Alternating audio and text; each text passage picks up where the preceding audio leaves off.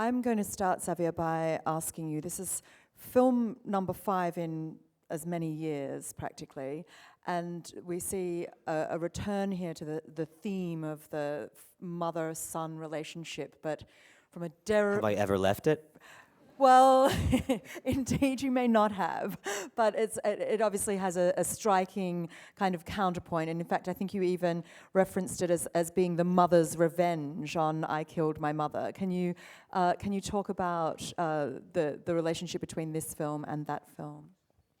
See, that I actually wrote that in the press kit, and there's, I think, never a quote that I've regretted that much. Because now I have to explain it, and I was actually wrong. Because I don't think that mothers have to be avenged in my movies. I've always defended them, even in I Killed My Mother, where you felt that, well, the movie was I killed my mother, so it was from the son's point of view, but he was mostly a brat, and his mom, although the movie slightly mocked her and her tastes, was, still winning the fight, right? In the end, she had the bravado scene where she actually gave hell to the school principal. Anyway, I don't feel that I needed to give her any revenge, but Mommy sure is a movie where the point of view, we switch point of views with this time around. It's the mother who's central to the movie, and I don't know, to me, moms in general are such an inspiring figure. I write for women mostly, but then when you add to a female character, you add the layers of a mother, of a woman who's sacrificed many things, right, by the nature of her role and her title. She's made sacrifices. She's perhaps, in order to become a mother, she's probably sacrificed some dreams and projects and some loves, maybe. And I just think that's always... Those are always characters that are extremely complex and rich, and it's always easier to write for them, to defend them, to make them talk, to make them scream, to make them fight for their rights. One of the reasons that we selected... I really don't know that I actually answered your question, but I went completely somewhere else. Enough. Let me not answer your question. One of the reasons that we selected the film for the Dare Gala was that there are two aspects about this film to me that are really striking in their audacity. One is Di herself. She knows exactly who she is, and she's out there being that person. And the other, of course, is your filmmaking style, and something that we've come to relish in all of your films is your courage in taking us to sort of visual, into a visual realm that's incredibly compelling. So could you, I guess, if it's a question, I'm not sure, but link those two things for us, the character of Di and what you wanted to do visually with the film? Well, I may have a hard time linking those two things because to me, Mommy was really about focusing on characters and storytelling before anything else. We've asked ourselves questions, before taking any decision on set. What lens, what camera movement, what this, what light, what costume, what wallpaper. We always wanted the character to be central and to focus on human beings rather than ourselves. So the cinematographer, myself, or whomever else, we knew that we wanted to tell a story and focus on Di, Steve, Kyla, before putting ourselves in the light or up front. So about Mommy's style, it was always about asking myself and the people around me, because we all create together,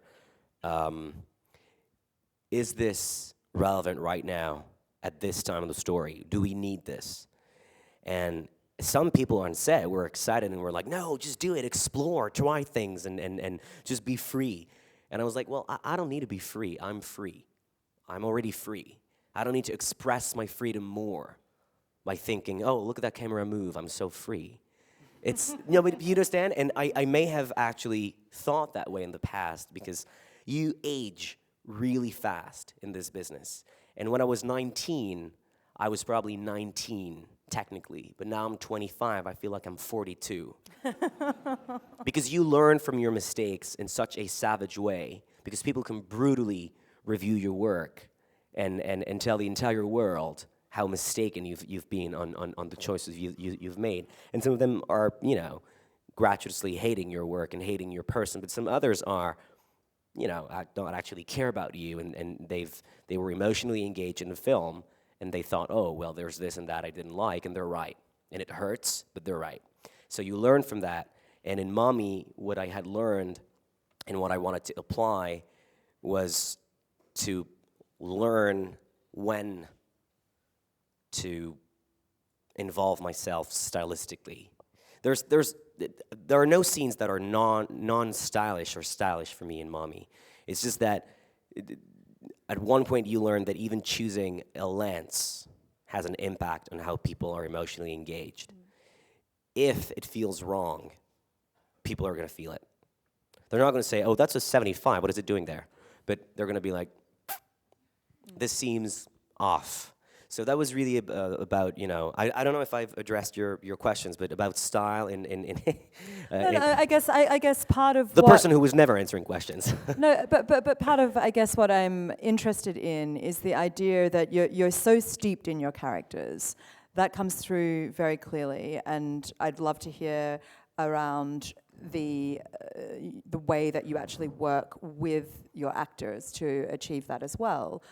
But it also strikes me that part of what you do is create a visual world that helps those characters come to life. It's very particular to the characters that you are, you know, whether that be Tom at the Farm, whether that be Laurence Anyways, this seems to, your visual kind of style changes and reshapes itself with those characters. But that's normal, and that's the way it should be, right? Because it's not about my style, it's about the style of the script. The script will call out first, will call, can I speak?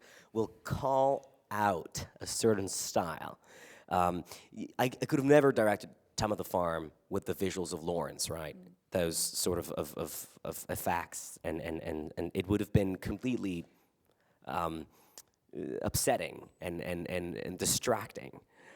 So the same thing for Mommy. It's about wondering what can we do here and what is relevant. So we chose to shoot it in 1:1 per se, in a square format, not because it was an opportunity to shoot a movie on the Instagram ratio.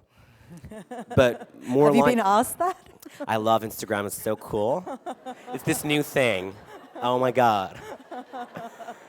No, but it was mostly about giving the movie an aspect which would, again, let us focus on the characters. So there are no distractions left or right of frame, or it's just the human beings. And that was the ratio from, you know, Kodak's Brownie, or the earliest cameras out there were in 1:1 and 6x6. And it was mostly portraits, and it was here, and I can't move in my suit right now, but it was this, and it was, you know, you were really with one person, shoulder to head, and it was just that. And I felt like, am I really going to shoot this movie in 2:35 like Batman? I'm going to get in that apartment like in the belt aspect ratio? Dolly in. It would have been ridiculous, you know. For me, it would have been way more acknowledgeable and distracting than the 1:1, which I hope people tend to forget about and then are reminded of when he breaks free and makes us break free. Which is such a breathtaking moment in the film. I mean, the screening I was in Cannes, everybody just gasped at that moment. It was so compelling. Yeah, people actually applauded, started to applaud. What's that verb? Applause or applaud or applaud? They applauded. Or applaud. They applauded. They applauded. And okay, so that's what they did. They did that with their hands, and. Anyway, it was yeah, it's most moments like that are rewarding, obviously, because you're like, oh, everybody got it and felt it, and the Cannes people can be a tough crowd. I mean, they're not there to like you, they're not there to hate you, but maybe. So, and to know that they actually lose themselves to the point where they actually child childishly applaud. I forgot what you told me. Clap. Is very satisfying because you know that all categories mixed, experts, cinephiles, journalists, everybody just accepted the movie and embraced it and embraced the story.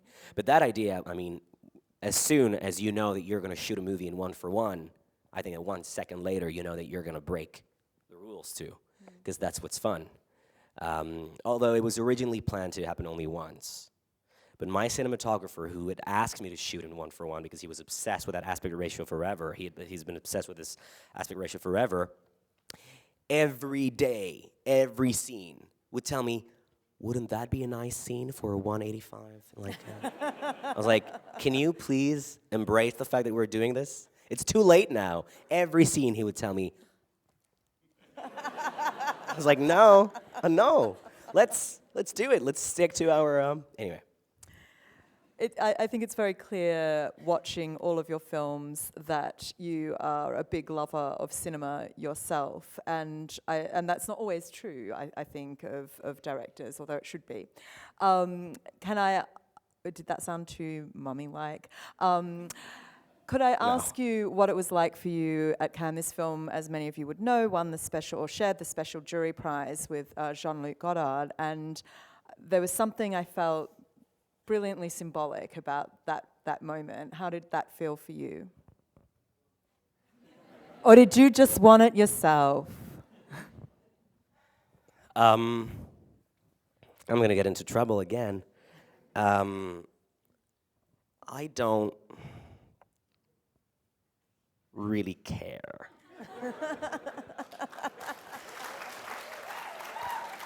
I understand how important he is, and how important he thinks he is, and how he's been, and historically, I do know that, and I would never have the pretension to talk about his work because I don't know his work. You said that I love cinema. I do love cinema from what I know about it and of it, but I'm also a huge illiterate. Like, I've not seen a lot of films, and I've been spending the last 5 years of my life reading reviews where people force upon me references and influences without ever having talked to me, and they say, oh, so he's seen this and that and this and that. And I'm like, guys, no, I've seen Matilda. That's what I've seen. So I've seen a couple of Godard movies, and when I was 19, or 20, I did this top 10 list on Criterion, and I was happy to choose Pierrot le Fou as one of my favorite Criterion DVDs. And I was like, whoa, it's such a free movie. But the fact is that I had seen it like a week earlier, but there's nothing left of me. Sorry, there's nothing left. There's nothing left of that movie in me. That's weirdly phrased, but and I love movies where I can engage emotionally. I love performances, actors, actresses, their outbursts, their guts on the screen,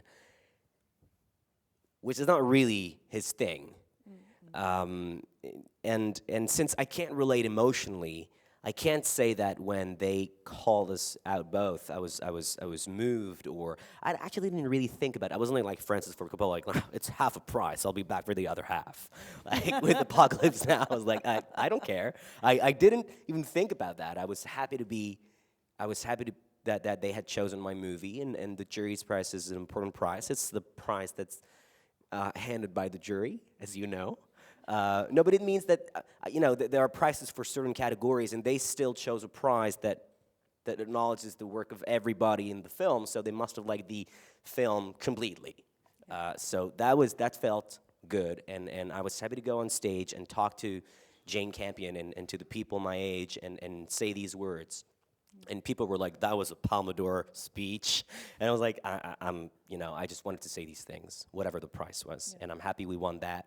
And it was a great Cannes Film Festival for us. And has not been a day where I don't visualize these images, these memories in my mind. There has not been a day where I have not thought about that.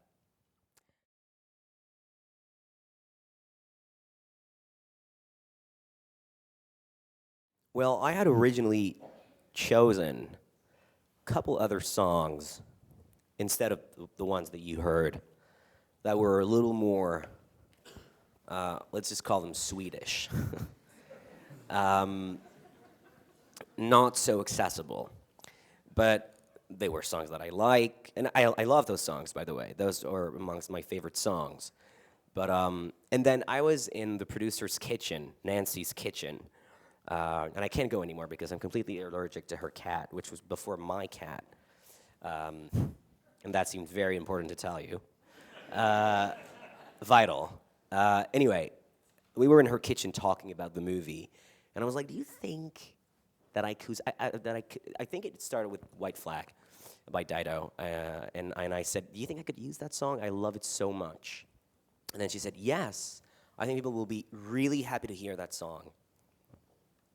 And then it occurred to me that it would be fun to have songs that people were happy to hear, that would actually have an echo, that would engage people in the movie with their own private lives and their own memories. Like, you know, when you hear Wonderwall, you're like, I think you can't. It's been so out there. It's such a popular song. I feel like people might actually start to remind themselves as they're watching the film. Well, where was I? You know, Wonderwall. These songs are so they're so important in our culture that we can't help but relate and engage with our own privacy and intimacy. So I thought if we can have that connection with the public, it would be great. And plus, those songs are like I love the Celine Dion song. That scene is no, but I love that song. I grew up with that song. And my mom and I loved that song. We thought it was good, and we were right. Okay? That's what I want to tell you. No, but you know, it's because I've had that question. Oh, that was great. That was really funny. And I was like, what do you mean funny? And some people think that still think it's funny, but never would I mock the characters and you know, by choosing these songs. I think they're well produced, that they're exciting, that they're good songs, and they're mainstream. But so what? I thought it would be interesting too that the characters would be in control of the soundtrack, that it would be a completely diegetic use of music, that it wouldn't be music on the film, but in the film. I was really marked by this quote by Pauline Kael, who once wrote about Coppola and Scorsese, that they were completely revolutionary in the way that they used music, because you would hear on the radio or in the restaurant or in a cafe, but never on the movie as we would have always done it. Anyway, I thought that was interesting, and so I copied these people.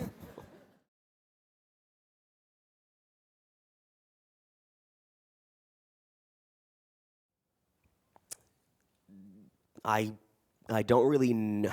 Do I know it? I mean, I think I work a lot with the actors. It's their characters, so it's their creation too. But I would say that I'm a fan of creative people.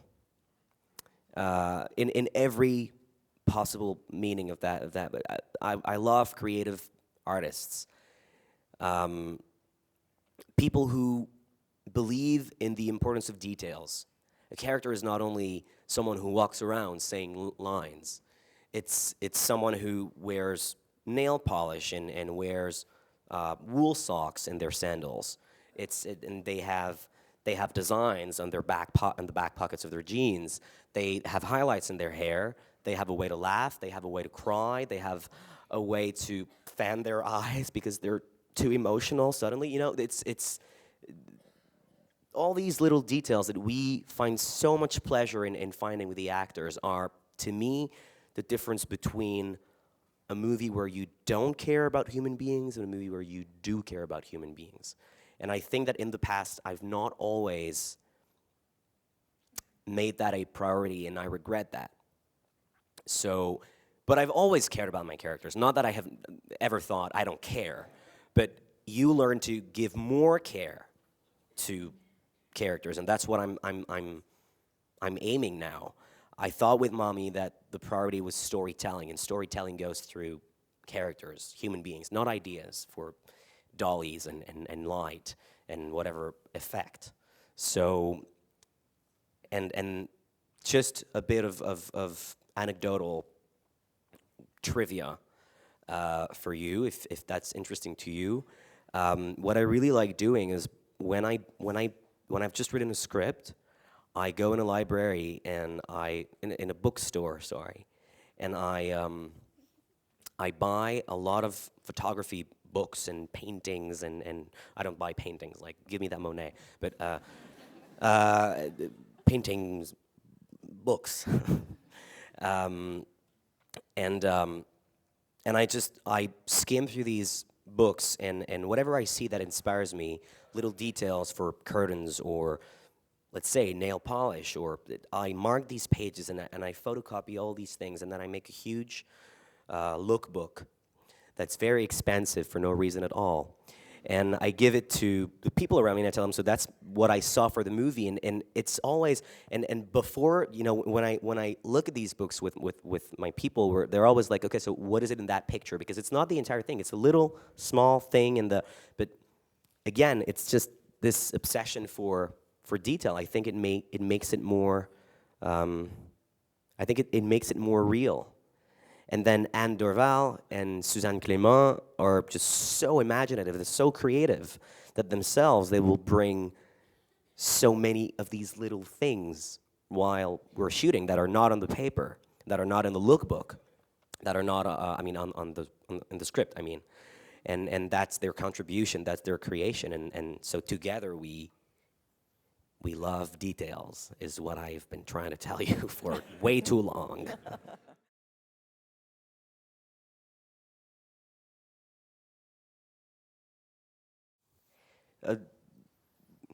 They don't, indeed, in the stories that I've chosen to tell so far. Mostly because I was brought up with women, surrounded by women. And it's their actions and their courage that inspired me and that marked me as a kid. And I think that you create with what has had an impact on you when you were young. And I mean like 5, 6, 7, 8 years old.